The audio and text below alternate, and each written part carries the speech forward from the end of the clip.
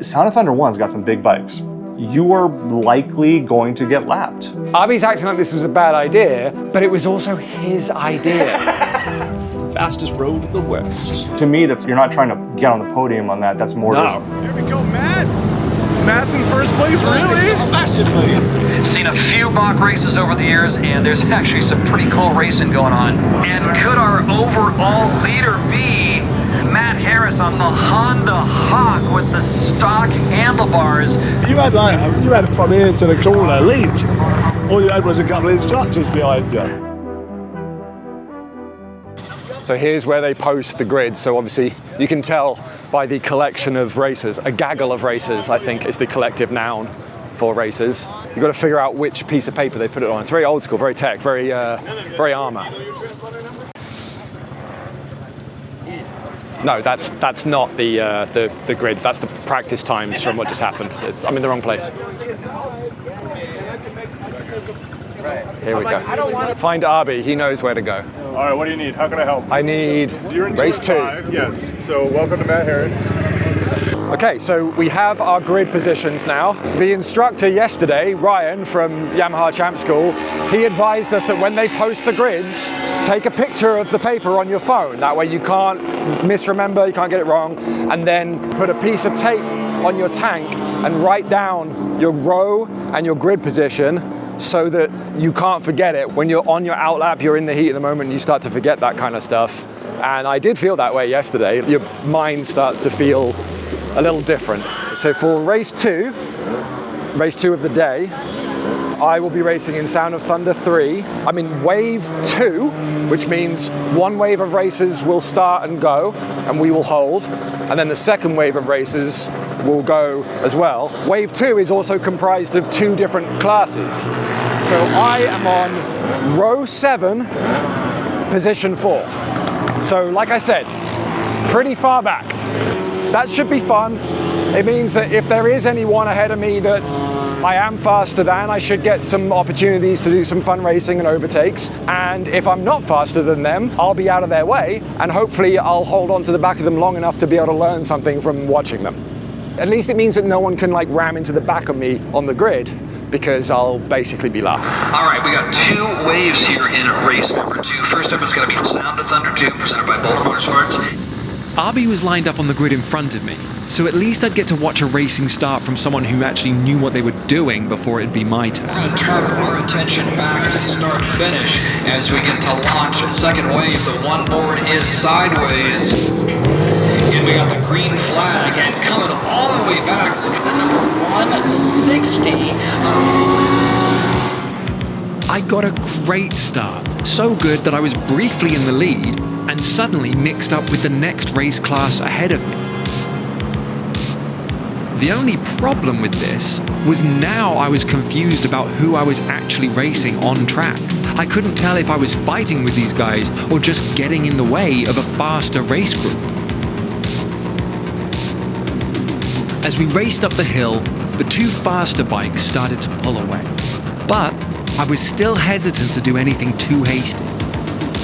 Getting your race license still requires finishing the weekend without an incident, so I decided it was best to be patient and wait for an opportunity.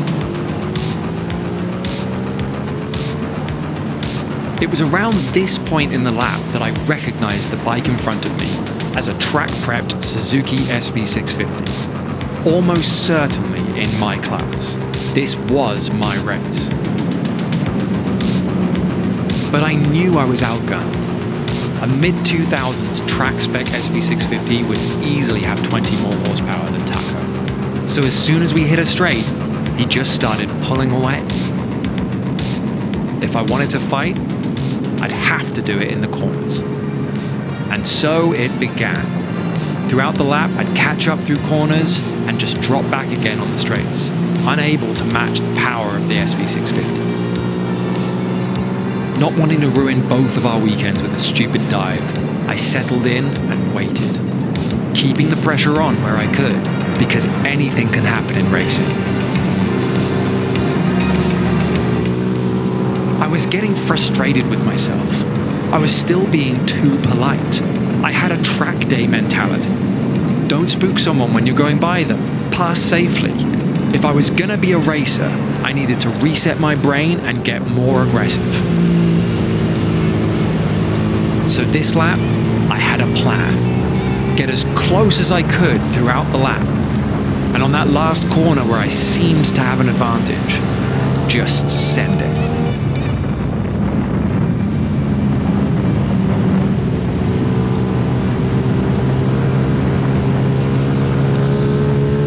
Finally, I'd done it. I was properly leading the race. Just not for very long. Dicing their way through lap traffic.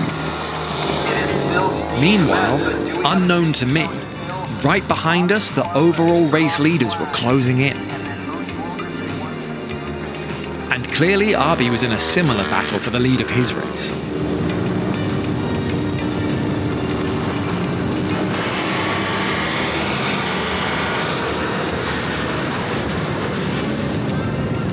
And all of a sudden, the roar of more powerful machines began to hone down on me. When the first big bike came past, I knew there was a good chance Arby would be next. And sure enough, there he was, chasing down the lead, with third not far behind him. As the leaders made their way past the guy in front of me, I sensed an opportunity to try to follow them through. But once again, Taco just couldn't pull as hard as that Suzuki. I needed to get past early in the twisty section.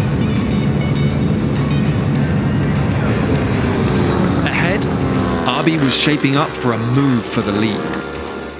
And a new player had entered my game, a back marker from the first wave of starters. The SV650 was having a hard time getting around him, and I knew this was an opportunity. If I could get past this guy first, I might be able to build up enough of a gap to negate the power difference on the straights. But I had to get past now. Once we hit the straight again, they'll both leave me behind. As we went into turn 4, I positioned myself on the inside of both racers. And as he turned into the corner, I was already there. But I still needed to get around the back marker. I left him space on the inside. I held my line, only to find myself nearly run off the road. I had to actually get on the brakes to avoid hitting the back marker. This was gonna hurt me. But the rider in front of me was still struggling to clear the back marker. I went for it. And this time, my outside pass worked. I'd done it.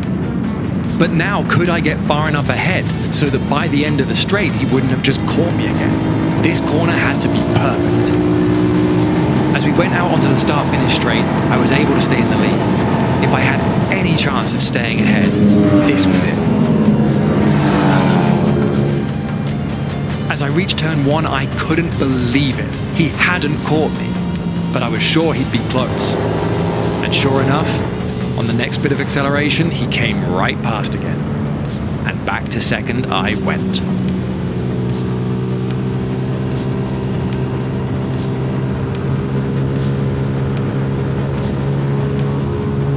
I managed to get around the outside of turn 2 for about half a second.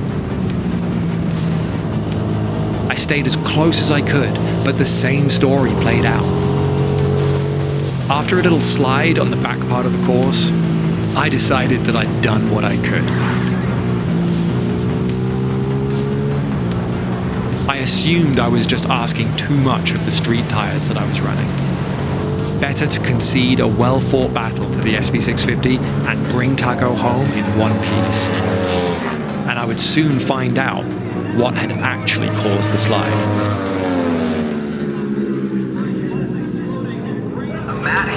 Got his license yesterday. Second position in Sound of Thunder 3 on what is basically a box stock Honda Hawk. Race 1, done.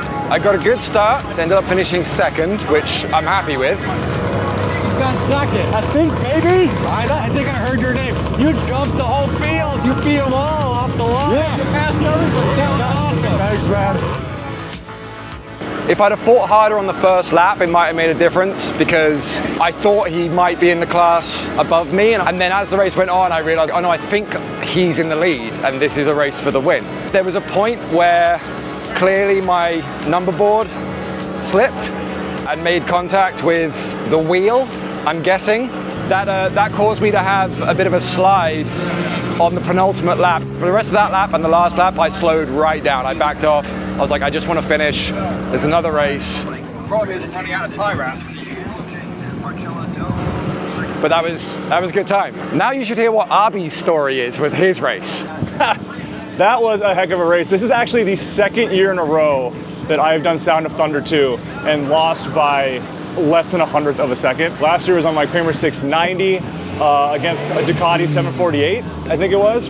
And this time the KTM RC8C against a Purobon X80R, which is a heck of a machine. Steve Metz over with Boulder Motorsports. They support AHRMA in a huge way. And honestly, it was just kind of an honor to even be sort of in the same sentence as Steve. I've been watching him race AHRMA for years and he's always just so fast. When we took off, I sort of half-assed a hole shot and then he got ahead of me pretty quickly.